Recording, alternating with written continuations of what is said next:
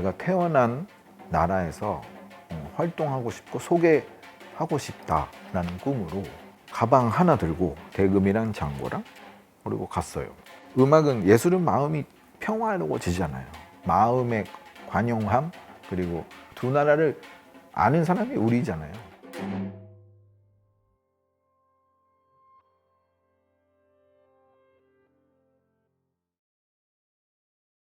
우리 집은 오사카 니시나리구라는 제일 좀 뭐랄까요 아래에 속하는 지역에서 자랐고 그만큼 좀 치안이 안 좋아요. 근데 거기서 제가 태어났고 자랐고 할아버지, 할머니, 아버지, 어머니 다음에 또 우리 아버지 남동생이 두 분도 계셨고요.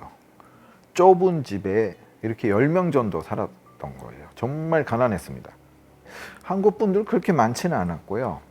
오사카의 한국 분들은 츠루하시라는 이쿠노쿠에 거기에 많이 계셨는데 우리 할머니한테 어렸을 때 여쭤봤어요. 왜 우리는 츠루하시가 아니냐 그랬더니 우리 할머니께서는 경상도시거든요. 츠루하시 가면은 제주도 사람들이 많아서 난 말을 못 알아들었어. 그러고 자기는 니시나리에 사셨다.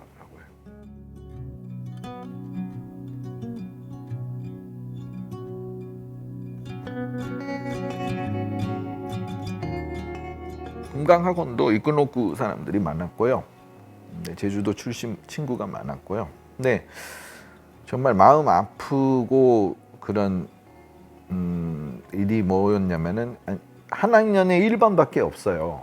근데 초등학교 1학년 때 입학 인수가 52명이었는데 졸업할 때 26명이었어요.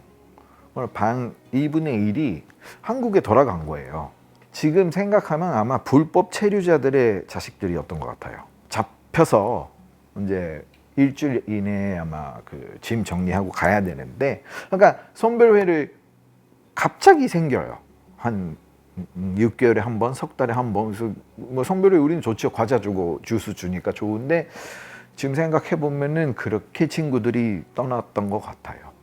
일본 입국관리사무실 제도도 지금도 안 좋고 무슨 죄인처럼 그리고 그 다음에 오무라 수용소라는 데를 가요. 거기에서도 거의 완전히 교도소 같은 생활을 했다 그러더라고요. 근데 그런 얘기를 들으면 제가 마음이 아프고.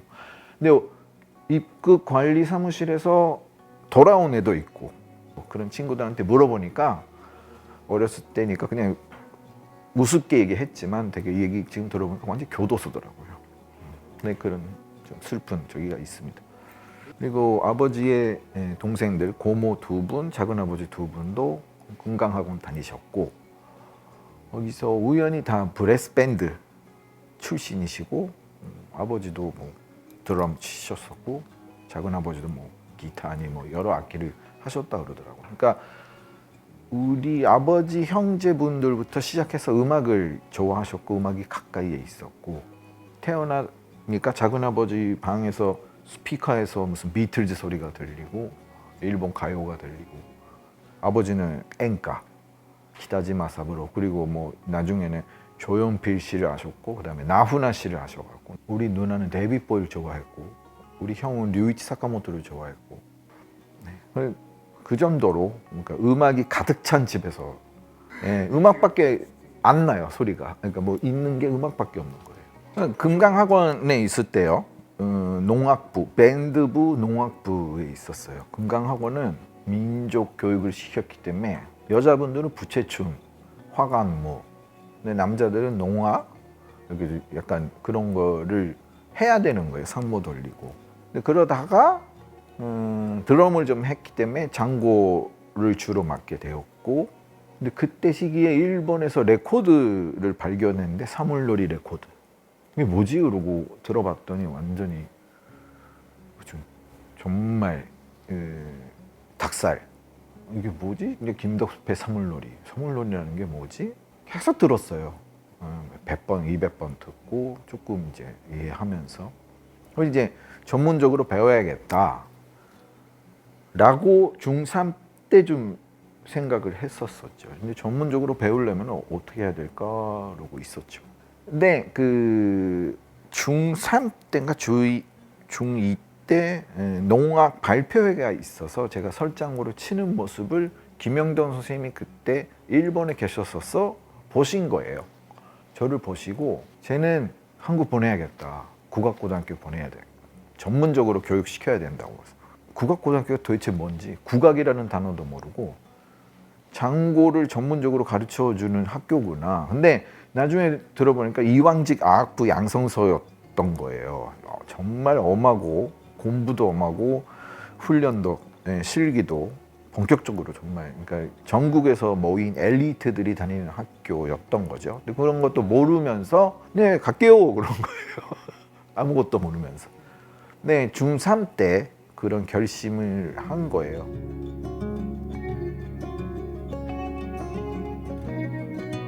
86년도였거든요. 그때 벌써 일본은 선진국이었고 뭐 없는 거 없고 지금이랑 물가도 똑같아요.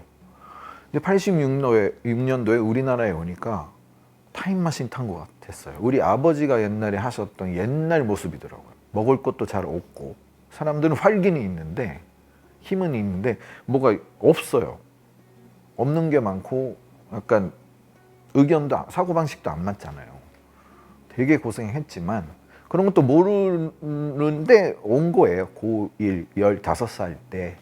정말 고생했죠.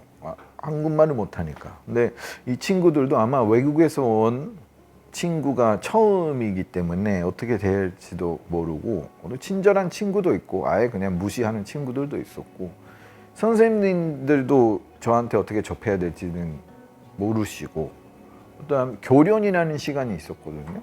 근데 제가 아무것도 못하니까 교련 선생님이 선글라스 끼고 여기 뭐죠 막대기 들고 있는 선생님이었잖아요. 옛날에 봉 들고 있는 민양치 좀 남아있어. 너 다음 주까지 다음 시간까지 교가를 4절까지 외우고 와. 그게 너의 숙제다. 애국가가 4절까지 있는 것도 몰랐고 외우고 갔어요. 근데 다음 시간 끝나고 이제 점심시간 전이었는데 혼자 저를 남겨두고 운동장 가운데 저를 세우고 교련 선생님 막대기 들고 저를 노래하게 한 거예요. 4절까지. 그 모습을 전교생이 건물 베란다에서 보고 있어요. 근데 그것이 있었기 때문에 선배님들이 그 다음부터 좀 저한테 상냥해 줬어요. 인정해 준 거예요. 아, 얘도 얘 고생하고 있구나. 그러니까 교련 선생님이 일부러 한 것 같았어요. 그때는 정말 죽고 싶은 정도로 창피하고 어떻게 줄 몰랐지만 지금 생각하면 그 선생님의 사랑이었던 것 같아요. 제가 2002년부터 2013년까지 동경에서 활동했습니다.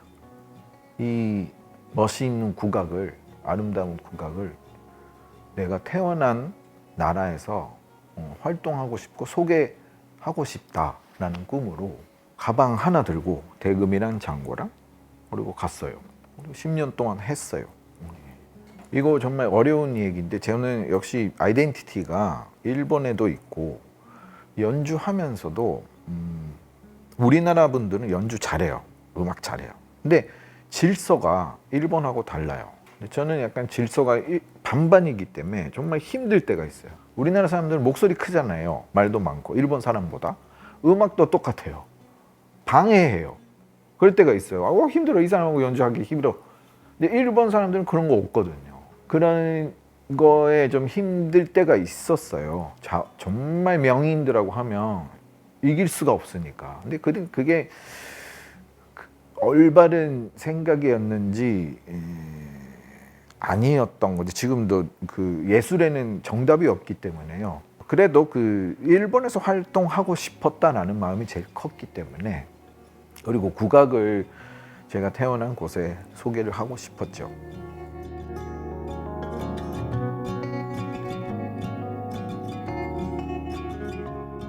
재작년에 국립국악원에서 국악원하고 노하고 함께하는 무대를 공동 창작 무대를 마련했거든요. 음악 감독으로 같이 생활하고 같이 연습하고 같이 밥 먹을 때도 말 안 통하지만 그냥 안 쳤어요.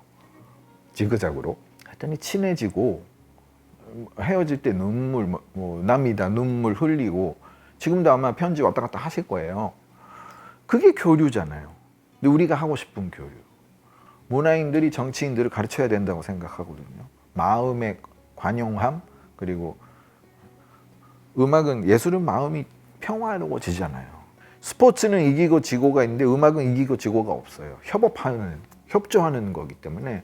근데 저희 같은 교포가 두 나라에 정말 가교를 할 수 있잖아요. 두 나라를 아는 사람이 우리잖아요. 저도 문화인으로서 열심히 제1교포 간판을 여기다 걸으면서 해 나가겠습니다.